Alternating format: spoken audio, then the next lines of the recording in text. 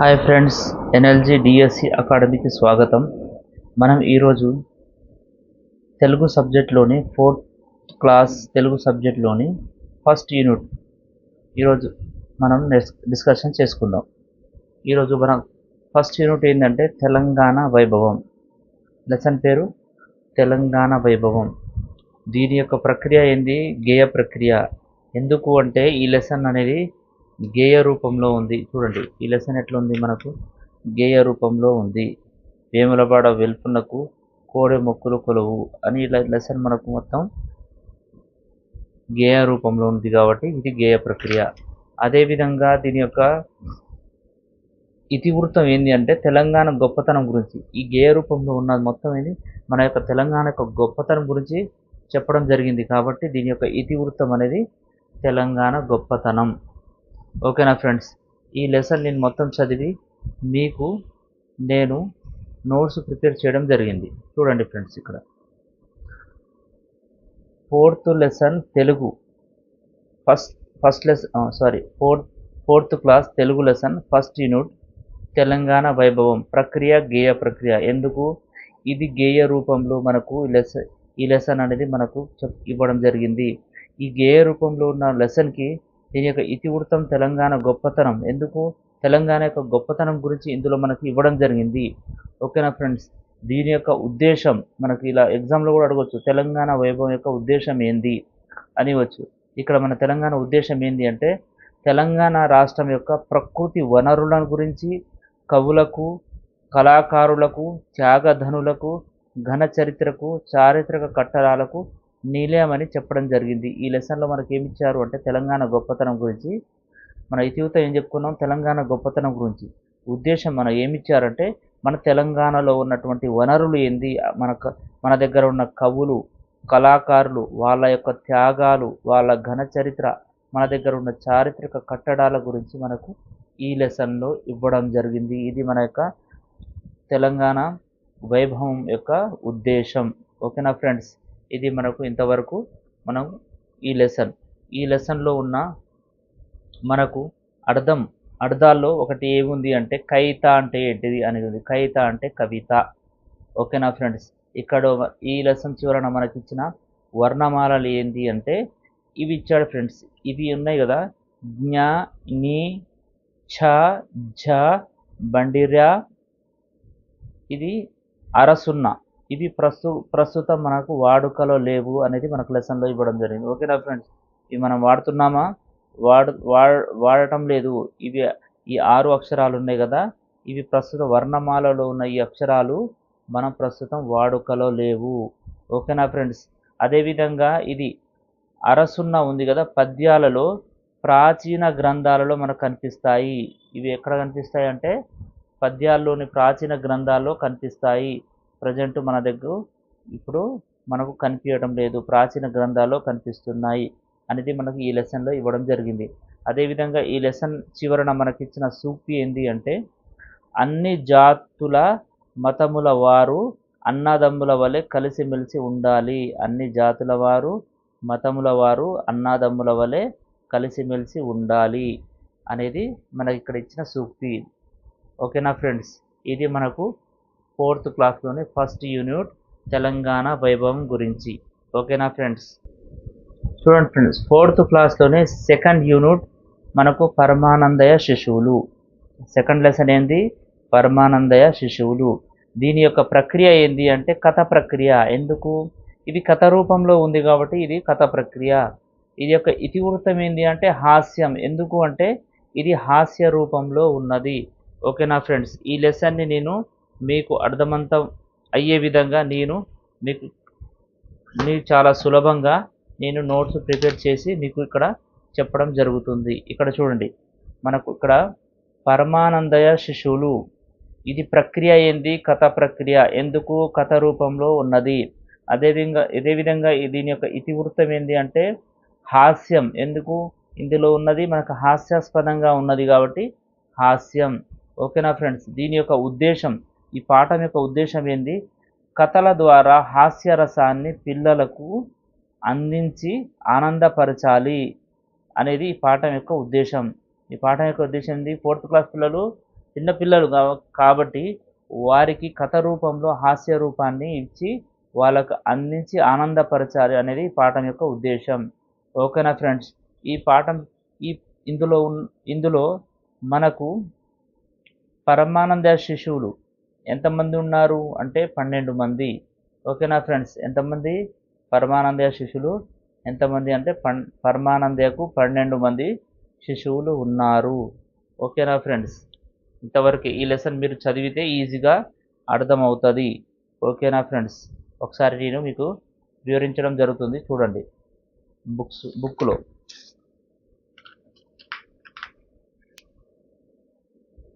ఇక్కడ చూడండి, పరమానందకు 12 మంది శిశువులు ఉన్నారు.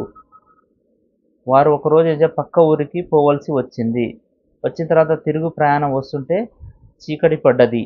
ఆ చీకటిలో వాళ్ళకు వాగు అనేది అడ్డం వచ్చింది. ఓకేనా ఫ్రెండ్స్? వాగు ఎలా దాటాలి అనే వాళ్ళు ఆలోచన కలిగితే అందులో ఒక శిశువుడు ఏం చెప్పాడంటే, ఇప్పుడు రాత్రి అయ్యింది కదా, వాగు దినమంతా ప్రవహించి అలసిపోయి ఉంటుంది, అది నిద్రపోయే సమయంలో చూసి మనం దాటుదాం అని ఒక అతను చెప్తాడు. వాగు రాత్రి ఉదయం మొత్తం ఏంది అలసిపోయి ఉంటుంది కాబట్టి రాత్రి నిద్రపోతుంది, అప్పుడు మనం వాగుని దాటుదాం అని అంటాడు. ఓకేనా ఫ్రెండ్స్? ఇది ఈజీగా ఉంటుంది, మీరు చదివితే అర్థమవుతుంది. ఓకేనా ఫ్రెండ్స్? చూడండి ఒకసారి. దీంతో మనకు పెద్దగా ఇబ్బంది కలిగింది ఏమీ ఉండదు కాబట్టి నేను దీనికి ఎక్కువ ఎక్స్ప్లెనేషన్ ఇవ్వట్లేదు.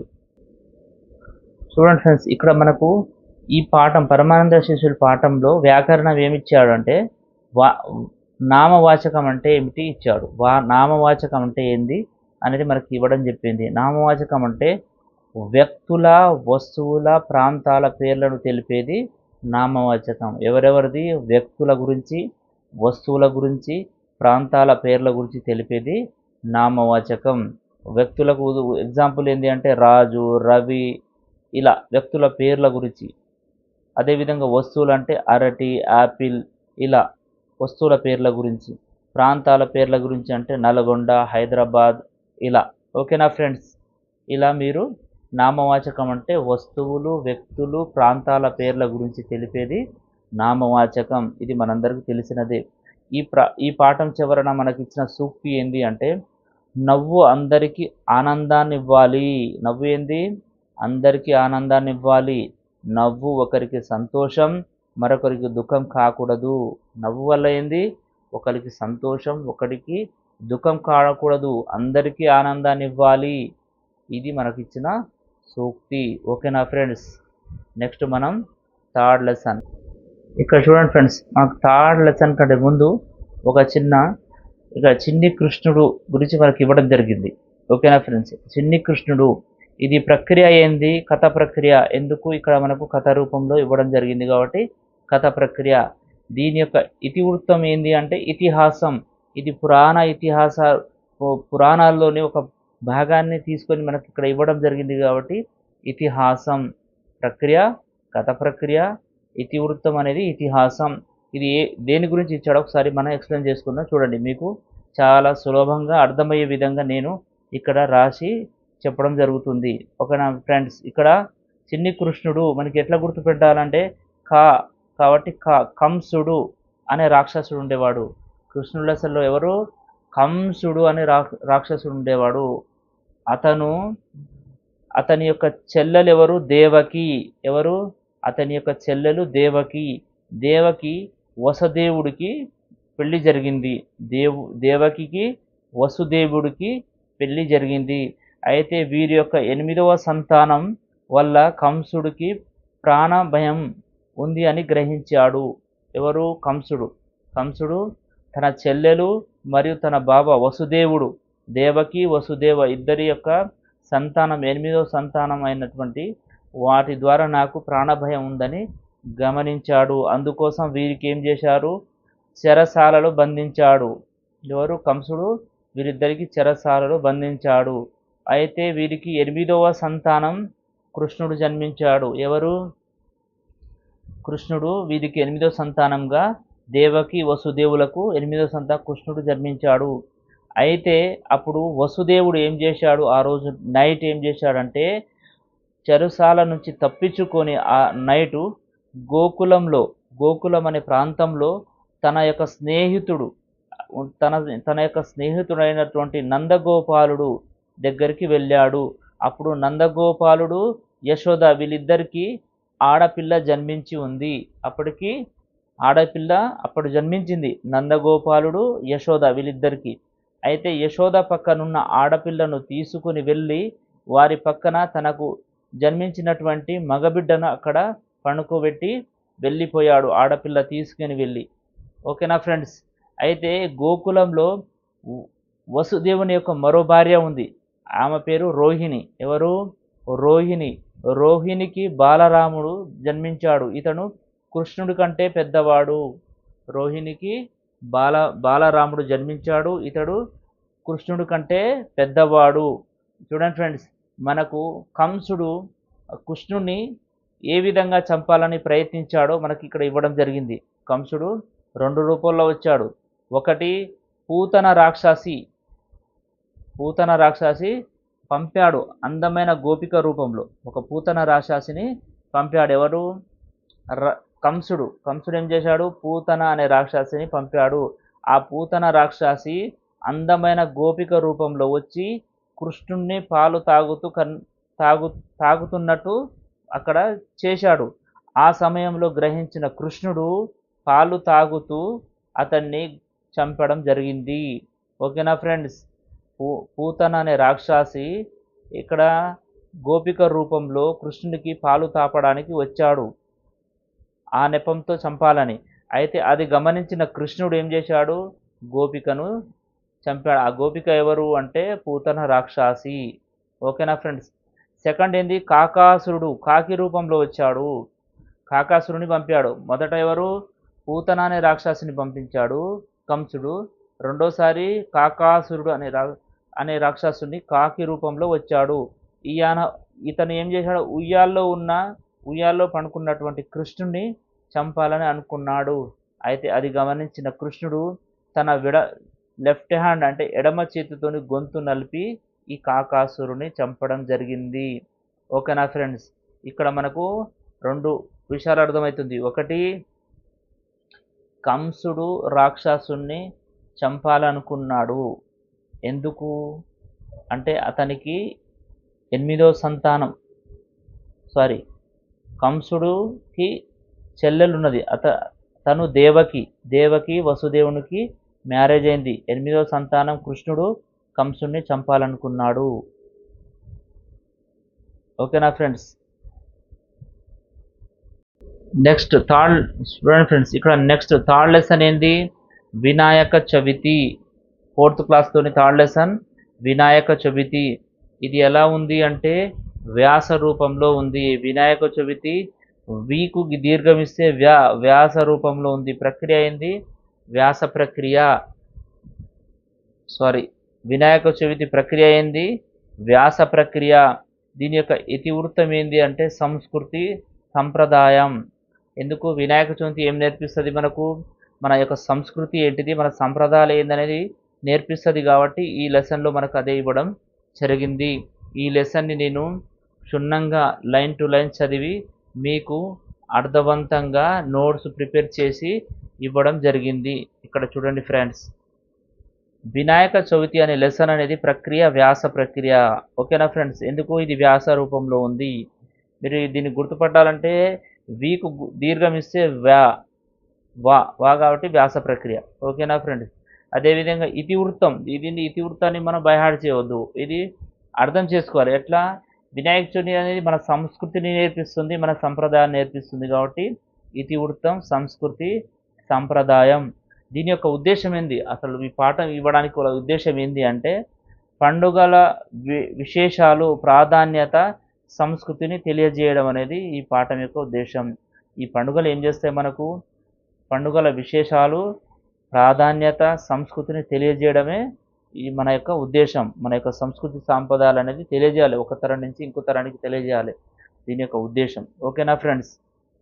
ఇక్కడ చూడండి, మనకు లెసన్లో ఏమి ఇచ్చాడంటే వినాయకుని పుట్టినరోజు, వినాయకుడు ఎప్పుడైతే పుట్టారో ఆ పుట్టినరోజునే వినాయక చతుర్థి అని జరుపుకుంటారు. దీన్నే గణేష్ చతుర్థి అంటారు. దీన్నే మనం వినాయక చవితి అంటాము. ఇది ఏ రోజు వస్తుంది అంటే భద్రపద మాంస సారీ భద్రపద మాసం భద్రపద మాసం మాసం అంటే నెల. భద్రపద నెలలోని శుక్లపక్ష చతుర్థి నాడు.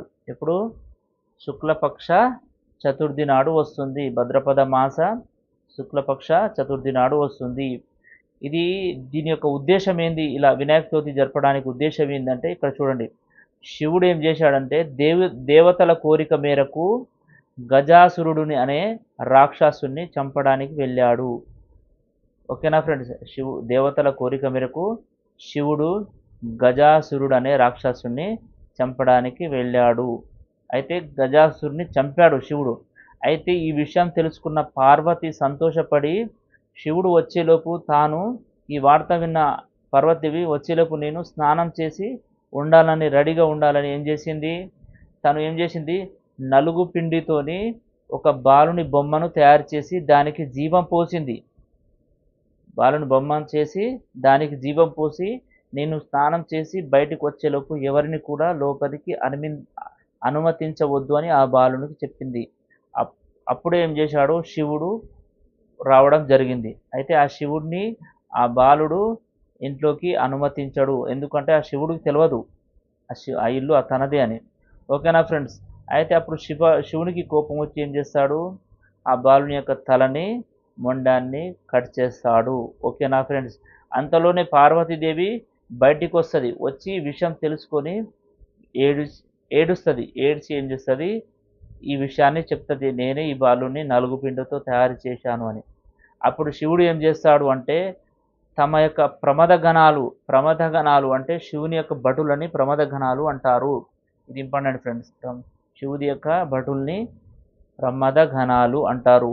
వీళ్ళు ఏం చేస్తారు అంటే ఏనుగు తలను తీసుకొని తెస్తారు. ఈ ఏనుగు తలను తీసుకొని తెస్తే తను ఏం చేస్తాడంటే ఆ బాలుని యొక్క మొండంపై పెట్టి తిరిగి మళ్ళీ జీవం ఇవ్వడం జరుగుతుంది. ఓకేనా ఫ్రెండ్స్? అయితే శివపార్వతులు ఆ రోజునే ఇతన్ని గణేశుడు అని పిలవడం జరుగుతుంది.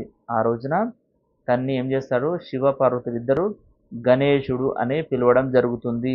అతనికి ఎలుక అనిద్యుడు అనే వాహనాన్ని ఇస్తారు. అతను తన యొక్క వాహనంతో కైలాసం మొత్తాన్ని తిరుగుతుంటాడు. కొంతకాలానికి కుమారస్వామి జన్మిస్తాడు. వీరికి శివపార్వతులకు ఏం చేస్తారు? కొంతకాలానికి కుమారస్వామి జన్మించడం జరుగుతుంది. తనకి నెమలిని వాహనంగా ఇస్తారు. అయితే ఒకరోజు దేవతలందరూ ఏం చేస్తారంటే శివుడి దగ్గరకు వచ్చి మాకు ఒక నాయకుడు అవసరం, తమ కుమారుల్లో ఒకరిని తమ నాయకుని చేయాలి అని దేవతలందరూ శివుని దగ్గరకు వస్తారు. అప్పుడు శివుడు ఏం చేస్తాడంటే తన ఇద్దరి కొడుకులకు ఓ పరీక్ష పెడతాడు. ఆ పరీక్షలో ఎవరైతే గెలుస్తారో వారికి గణనాయకుడు అవుతారని చెప్తాడు. గణనాయకుడు అంటే మానవుల సమస్యలను తీర్చేవాడు అని. అయితే ఇక్కడ చూడండి ఫ్రెండ్స్. అయితే ఆ పరీక్ష ఏంది అంటే శివుడు పెట్టిన పరీక్ష ఏంది అంటే ముల్లోకాల్లో ఉన్న అన్ని నదుల్లో స్నానం చేసి రావాలి అని శివుడు తన ఇద్దరి కుమారులకు చెప్పడం జరుగుతుంది. అందులో కుమారస్వామి యొక్క వాహనమైనటువంటి నెమలి చాలా స్పీడ్గా వెళ్తుంది కాబట్టి కుమారస్వామి శివుని యొక్క మాట పూర్తి కాక ముందే వెళ్ళిపోతాడు.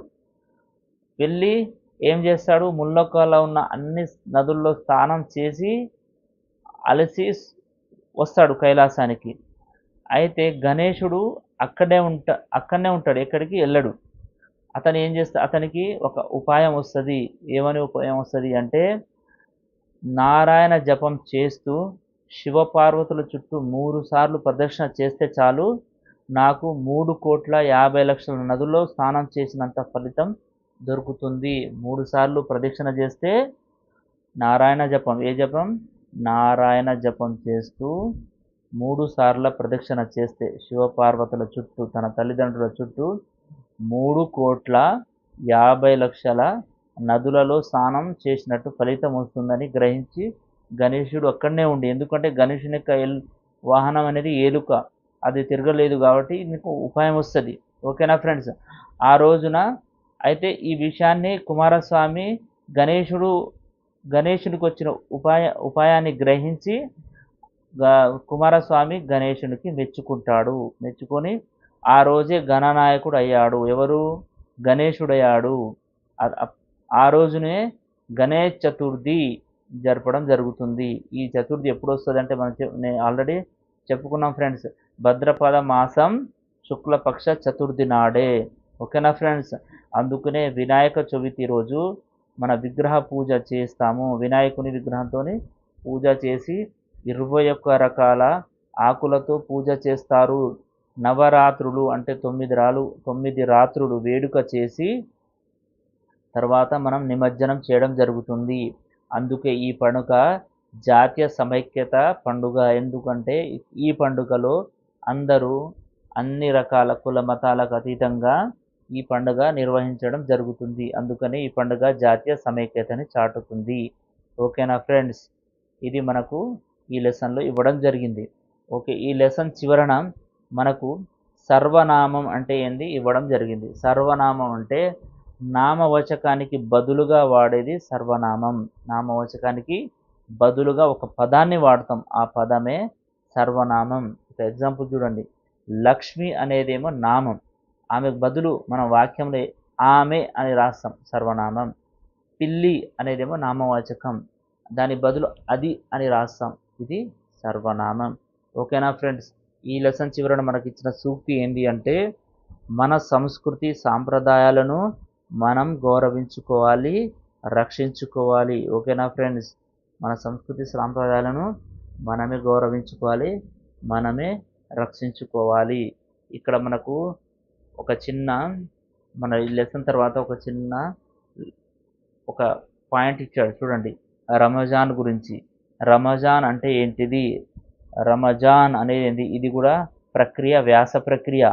ఏ ప్రక్రియ? వ్యాస ప్రక్రియలో ఇచ్చాడు. ఇతివృత్తం, సంస్కృతి. రంజాన్ నెలలోనే ఖురాన్ ఆవిర్భవించింది. అందుకనే దీన్ని ఈదుల్ ఫిత్ర్గా మనం జరుపుకోవడం జరుగుతుంది. ఇది ఫసలీ కాలమాన ప్రకారం రమజాన్ నెల మొదటి రోజు రాత్రి చంద్రదర్శనం అయిన తర్వాత మనం ఉపవాసం 30 రోజులు ఉండటం జరుగుతుంది. అదేవిధంగా ఆ 30 రోజులు తరావీ అనే నమాజ్ని మనం నిర్వహించడం జరుగుతుంది. అదేవిధంగా ఇక్కడ జకాత్ కూడా ఇవ్వడం జరుగుతుంది. పేదవాళ్ళకి దాన ధర్మాలు ఇవ్వడాన్నే జకాత్ అంటారు. ఓకేనా ఫ్రెండ్స్? ఉపవాసం ఎలా ఉంటారు అంటే, సూర్యోదయానికి ముందు 1.5 గంట ముందు ఏం చేస్తారు? భోజనం చేస్తారు. దాన్నే మనం సహరీ అంటారు. ఏంటి సహరీ అంటే? సూర్యం ఉదయించడానికి 1.5 గంట ముందు మనం భోజనం చేస్తాము, దీన్ని సహరీ అంటారు. ఆ తర్వాత సాయంత్రం మనం సూర్యాస్తమయం తర్వాత మనం నమాజ్ చదివి మనం ఏదైనా తింటాం, దాన్ని ఇఫ్తార్ అంటారు. ఓకేనా ఫ్రెండ్స్? అయితే షవ్వాల్ నెల, రంజాన్ తర్వాత వచ్చే, రంజాన్ అనేది ఒక నెల. ఓకేనా ఫ్రెండ్స్? రంజాన్ తర్వాత వచ్చే నెల షవ్వాల్ నెల. ఈ షవ్వాల్ నెలలో మొదటి రోజు చంద్రదర్శనం చేసి మనం ఆ మొదటి రోజుని ఈద్ పండుగగా, ఈదుల్ ఫిత్ర్గా మనం నిర్వహించడం జరుగుతుంది. ఈ పండుగ పవిత్రతకు, క్రమశిక్షణకు, మత సామరస్యానికి ప్రతీక. దీనికి ఈ పండుగ, రంజాన్ పండుగ పవిత్రతకు, క్రమశిక్షణకు, మత సామరస్యకు ప్రతీక. ఓకేనా ఫ్రెండ్స్? మనం నెక్స్ట్ 4th లెసన్ మనం డిస్కషన్ చేసుకుందాం. ఓకేనా ఫ్రెండ్స్? చూడండి ఫ్రెండ్స్, ఇక్కడ 4th లెసన్ ఏంది? దేశమును ప్రేమించుమన్నా. దీని యొక్క ప్రక్రియ ఏంది? గేయ ప్రక్రియ. ఎందుకు? ఈ లెసన్ మనకు గేయ రూపంలో ఉంది. అదేవిధంగా దీని యొక్క ఇతివృత్తం ఏంది అంటే దేశభక్తి. ఇది ఏంది? దేశభక్తి గురించి ఇవ్వడం జరిగింది. అందుకని ఇతివృత్తి దేశభక్తి. దీని గురజాడ అప్పారావు గారు ఈ దేశంను ప్రేమించుమన్నా అనే పాఠ్యాంశాన్ని రచించడం జరిగింది. ఓకేనా ఫ్రెండ్స్? ఈ లెసన్ని నేను మీకు నోట్స్ తయారు చేసి నీకు ప్రిపేర్ చేసి ఇక్కడ ఎక్స్ప్లెయిన్ చేయడం జరుగుతుంది. ఒకసారి ఇక్కడ వినండి. 4th లెసన్ ఏంది? దేశమును ప్రేమించుమన్నా. ఇది ప్రక్రియ గేయ ప్రక్రియ ఎందుకు గేయ రూపంలో ఉంది కాబట్టి. అదేవిధంగా ఇతివృత్తం ఏంది అంటే దేశభక్తి ఎందుకు ఈ గేయ రూపంలో మన యొక్క దేశభక్తి గురించి ఈ లెసన్లో మనకి ఇవ్వడం జరిగింది. ఓకేనా ఫ్రెండ్స్, ఈ లెసన్ని గుర్రజాడ అప్పారావు గారు అనే కవి ఈ లెసన్ని మనకు ఇందులో ఇవ్వడం జరిగింది.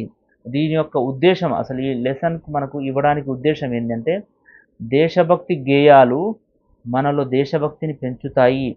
ఓకేనా ఫ్రెండ్స్, దేశభక్తి గేయాలు ఏం చేస్తాయి, మనలో దేశభక్తిని పెంచుతాయి. అదేవిధంగా జాతీయ సమైక్యతను తోడ్పడతాయి. జాతి యొక్క మన నేషనాలిటీ యూనిటీని ఇవి హెల్ప్ చేస్తాయి, తోడ్పడతాయి. అదేవిధంగా మనలో మోరల్ వాల్యూస్ నైతిక విలువలను పెంచుతాయి. దేశభక్తి గేయాలు మనలో దేశభక్తిని, జాతీయ సమైక్యతను, నైతిక విలువలను పెంచుతాయి.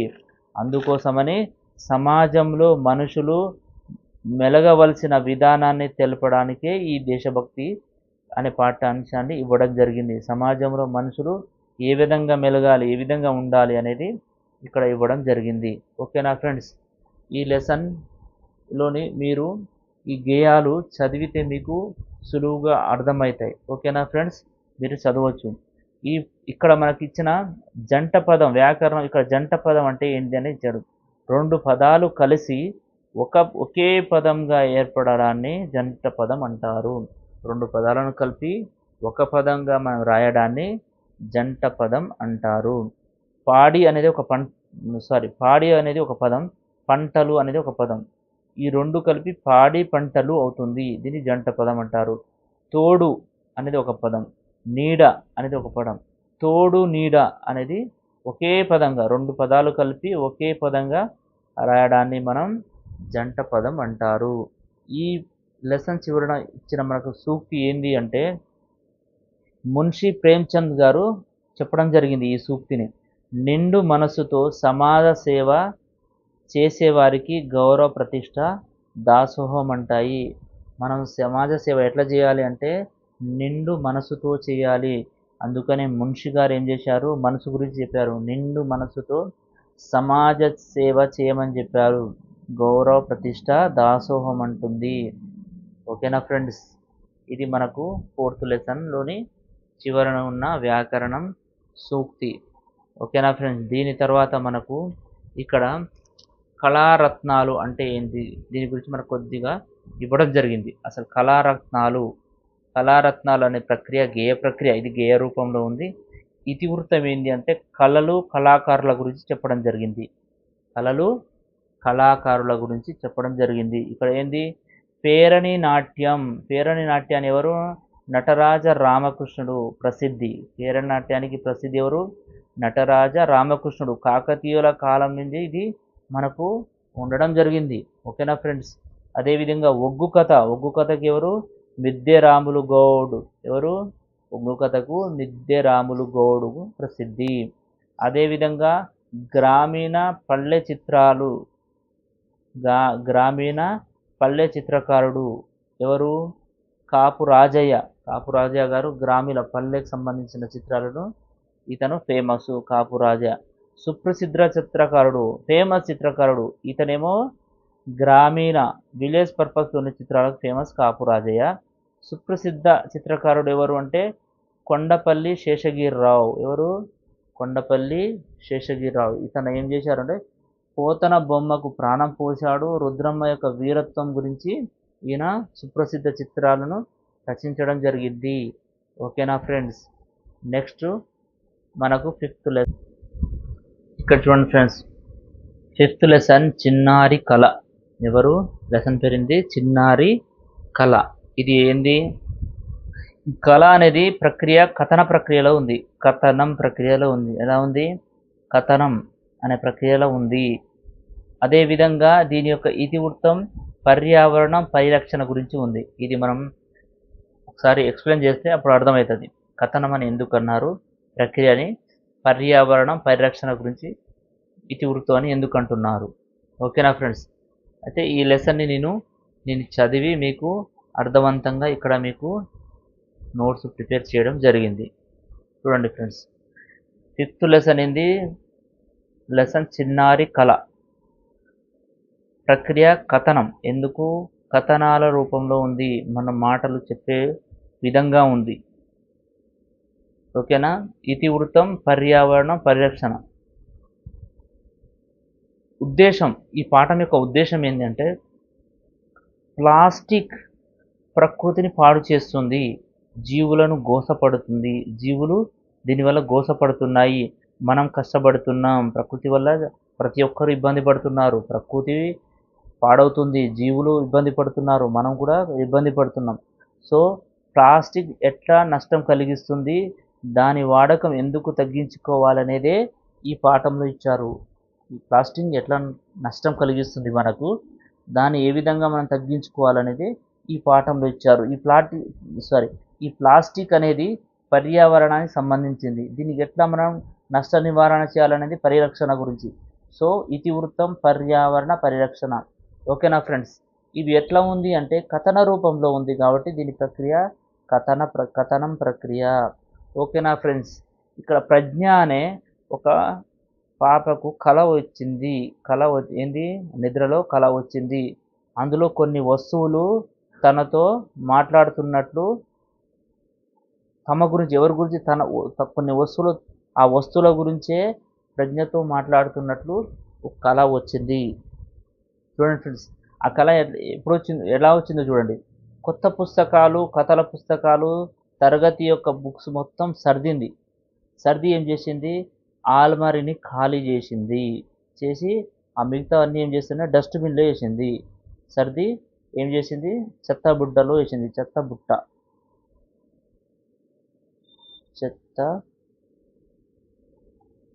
బుట్టలో వేసింది. సర్ది ఏం చేసింది, ఈ చెత్త బుట్టలో వేసింది. ఓకేనా ఫ్రెండ్స్. ఆల్మరీ ఖాళీ చేసింది. అలిసి ఏం చేసిందంటే ఆ కథల బుక్ చదువుతూ ఏం చేసింది, నిద్రపోయింది. ఎవరు, ప్రజ్ఞ. అప్పుడు నిద్రలో ఏమో ఆమెకు కల వచ్చింది. ఏమొచ్చింది, కల వచ్చింది. ఆ కలలో పారేసిన కాగితపు సంచులు ఒక దగ్గరికి చేరి మాట్లాడుకుంటున్నాయి అన్నట్టు ఆమెకు కల వచ్చింది. అందులో ఒక సంచి ఏమన్నది అంటే, ప్రజ్ఞ, అమ్మ నాన్న మనల్ని జాగ్రత్త దాచేవారు, ప్రజ్ఞ వాళ్ళ అమ్మ నాన్న ఏం చేశారు, మనల్ని జాగ్రత్తగా దాచేవారు అని ఒక సంచి అన్నది. ప్రజ్ఞ వాళ్ళ అమ్మ నాన్న మనల్ని జాగ్రత్తగా దాచేవారు. మరో సంచి, నవ్వు ప్లాస్టిక్ యుగం కదా, అన్ని ప్లాస్టిక్స్ అవసరం.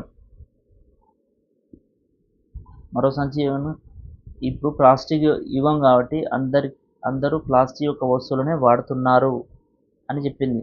దానికి ప్రజ్ఞ ఏమన్నది, ప్లాస్టిక్ వల్ల ఎన్నో లాభాలు ఉన్నాయి, అది ఆకర్షణీయంగా ఉంది, తక్కువ ధరకు దొరుకుతుంది అనేది ప్రజ్ఞ ఆ కళలో మాట్లాడుకుంటుంటే వాళ్ళతో అన్నది. అయితే అందులో ఒక సంచి ఏముంది, ప్లాస్టిక్ వల్ల నష్టం, పర్యావరణానికి హాని, అన్ని విషవాయువులు వస్తాయి కదా అని ఒక సంచి అన్నది. అప్పుడు ప్రజ్ఞ ఏమన్నది అంటే, కాగితం వాడితే చెట్లను నరకాల్సి వస్తుంది కదా, దానివల్ల కూడా పర్యావరణ నష్టం కలుగుతుంది కదా అని ప్రజ్ఞ అన్నది. ఓకేనా ఫ్రెండ్స్.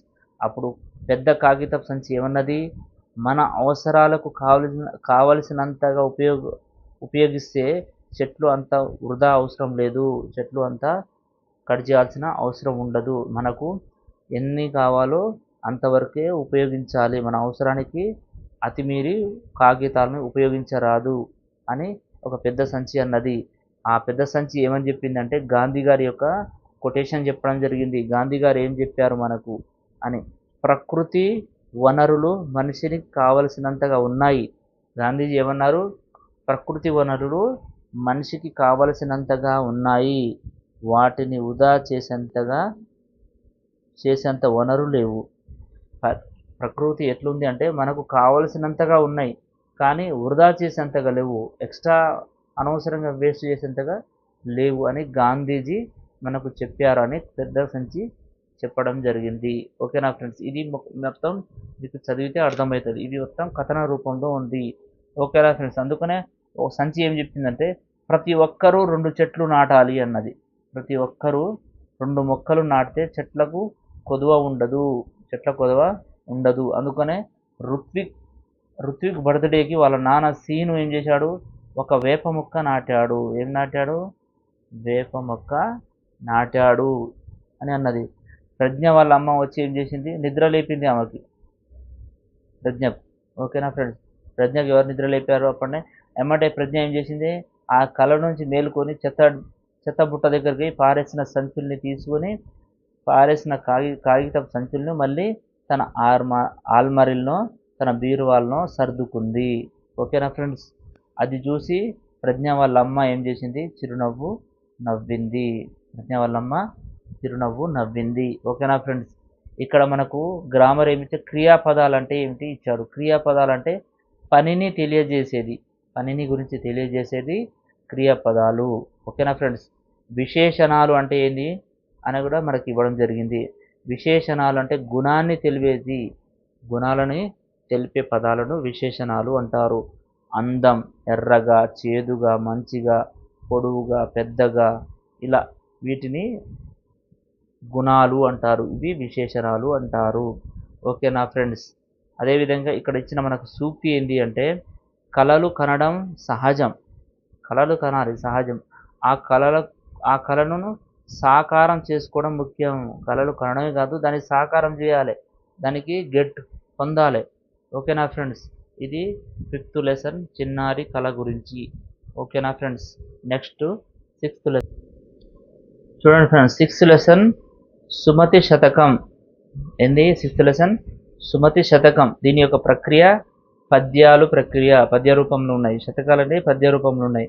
ఈ శతకాల యొక్క ఇతివృత్తం నైతిక విలువలే ఉంటుంది.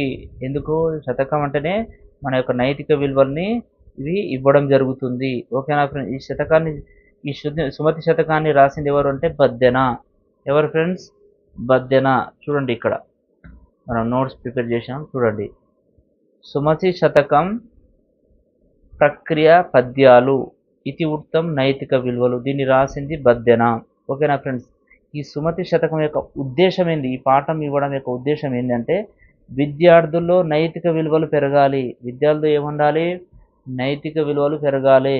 అందుకోసం శతక పద్యాలు చాలా ముఖ్యం. అందుకోసమని నైతిక విలువలు శతకాల్లో ఉంటాయి కాబట్టి శతక పద్యాలు చాలా ముఖ్యం. అయితే ఆ శతకాలలోనే సుమతి శతకం ఒకటి, ఆ శతకాల్లోనే సుమతి శతకం ఒకటి. అందుకోసమని పద్యాలను పరిచయం చేస్తూ నైతిక విలువలు పెంపొందించడమే ఈ పాఠం యొక్క ఉద్దేశం. ఓకేనా ఫ్రెండ్స్. ఈ పద్యాల్లో కొన్ని పదాలకు నేను ఇక్కడ అర్థాలు వివరించడం జరుగుతుంది. ఓకేనా ఫ్రెండ్స్. ఇందులో నపకారి అంటే కీడు చేసేవాడు. నపకారి అంటే ఎవరు, నపకారి అంటే కీడు చేసేవాడు. ఓకేనా ఫ్రెండ్స్. ఇక్కడ పామరుడు అంటే దాని యొక్క అర్థం అమాయకుడు అని, అదేవిధంగా తెలివి తక్కువవాడు అని. పామరుడు అంటే అమాయకుడు, తెలివి తక్కువవాడు. ఓకేనా ఫ్రెండ్స్. హేమం అంటే బంగారం, హేమం అంటే బంగారం. భూమిషులు అంటే రాజులు, భూమిషులు అంటే రాజులు. మనుజుడు అంటే మనిషి, అర్థమైంది, మనుజుడు అంటే మనిషి. కల్లలు అంటే అబద్ధం, కల్లలు అంటే అబద్ధం. అదేవిధంగా కూరిమి అంటే స్నేహం, ప్రేమ, సోపతి. కూరిమి అంటే ఏంది, స్నేహం. కల్లలు అంటే అబద్ధం, కూరిమి అంటే స్నేహం. ఓకేనా ఫ్రెండ్స్. నిక్కం అంటే నిజం. గ్రావం బంత అంటే పర్వతం. ఓకేనా ఫ్రెండ్స్. గజ అంటే ఏనుగు, మహి అంటే భూమి. ఓకేనా ఫ్రెండ్స్. ఇవి మనకు ఇక్కడ ఈ పద్యాల్లో ఉన్న కొన్ని అర్థాలు.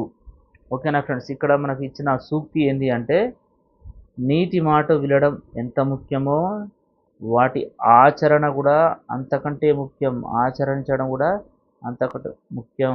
వినడం మాత్రమే కాదు, వినాలే, అది ముఖ్యమే. దాంతోపాటు ఆచరించడం కూడా ఎంతో ముఖ్యం. ఓకేనా ఫ్రెండ్స్. 4th క్లాస్ తెలుగు సబ్జెక్ట్లోని ఈ వీడియోలో మీకు 1 నుంచి 6 యూనిట్ల వరకు ప్రతి లైన్ టు లైన్ చదివి మీకు అర్థమయ్యే విధంగా ఇందులో ఇవ్వడం జరుగుతుంది. ఓకేనా ఫ్రెండ్స్. దీని తర్వాత నెక్స్ట్ వీడియోలో ఈ 4th క్లాస్ మొత్తం కంప్లీట్ చేయడం జరుగుతుంది. ఓకేనా ఫ్రెండ్స్. ఇక్కడ నేను మీకు తెలుగు టెట్ కోసం మరియు డిఎస్సి కోసం, టెట్ కోసం అయితే ప్రతి ఒక్కరూ అన్ని సబ్జెక్టులు 8th క్లాస్ వరకు చదవాలి. డిఎస్సి కోసం అయితే 10th వరకు చదవాలి. ఓకేనా ఫ్రెండ్స్. అందుకోసం మీరు టెట్లో మంచి మార్క్స్ సాధించడం కోసం అదేవిధంగా డిఎస్లో మొదటి 4-5 ర్యాంకులలో మనమే ఉండాలి. కాబట్టి ఆ విధంగా ప్రిపేర్ అవ్వడం కోసం నేను అన్ని సబ్జెక్ట్లోని బుక్స్లోని ప్రతి లైన్ టు లైన్ చదివి మీకు నోట్స్ ప్రిపేర్ చేసి ఎన్ఎల్జీ డిఎస్సి అకాడమీ ద్వారా నేను మీకు అందివ్వడం జరుగుతుంది. ఓకేనా ఫ్రెండ్స్? అన్ని సబ్జెక్టులు, ఒక తెలుగు మాత్రమే కాదు, తెలుగు, మ్యాథ్స్, సైన్స్, సోషల్, అదేవిధంగా సైకాలజీ, అదేవిధంగా పర్స్పెక్టివ్ అండ్ ఎడ్యుకేషన్, అదేవిధంగా జీకే అండ్ మరియు కరెంట్ అఫైర్స్, ఇవి కూడా వీలైతే నేను మీకు అందివ్వడం జరుగుతుంది. ఓకేనా ఫ్రెండ్స్? దీనితో పాటు టైం ఉంటే నేను మీకు మెథడ్ కూడా అందిస్తాను, అన్ని సబ్జెక్టుల methods with academy books follow అవుతూ. ఓకేనా ఫ్రెండ్స్? అందుకోసమే ఈ మంచి అవకాశాన్ని ఉపయోగించుకోండి. Thank you very much. ఈ అవకాశాన్ని మీరు మీ ఫ్రెండ్స్ కూడా షేర్ చేయండి. అదేవిధంగా వారికి దీని యొక్క మనం చెప్పే విధానాన్ని మీ ఫ్రెండ్స్కి అర్థవంతంగా వివరించండి. ఎందుకు అంటే మనకు డిఎస్సి టెట్ అంటేనే టెక్స్ట్ బుక్ దాటి వెళ్ళడు. మనం టెక్స్ట్ బుక్లో ఏ విధంగా ఉందే ఆ విధంగానే మనం నేర్చుకోవాలి. అందుకోసమే టెక్స్ట్ బుక్లో ఉన్న ప్రతి పాయింట్, ప్రతి సబ్జెక్టు, అది సైన్స్ అయినా మ్యాథ్స్ అయినా ప్రతిదీ కూడా టెక్స్ట్ బుక్లో ఉన్న ప్రతి పాయింట్ని నేను చదివి నోట్స్ ప్రిపేర్ చేసి మీకు అందిస్తున్నాను. ఈ అవకాశాన్ని మీరు వినియోగించుకొని మీ ఫ్రెండ్స్ కూడా అందివ్వండి. ఓకేనా ఫ్రెండ్స్? So thank you.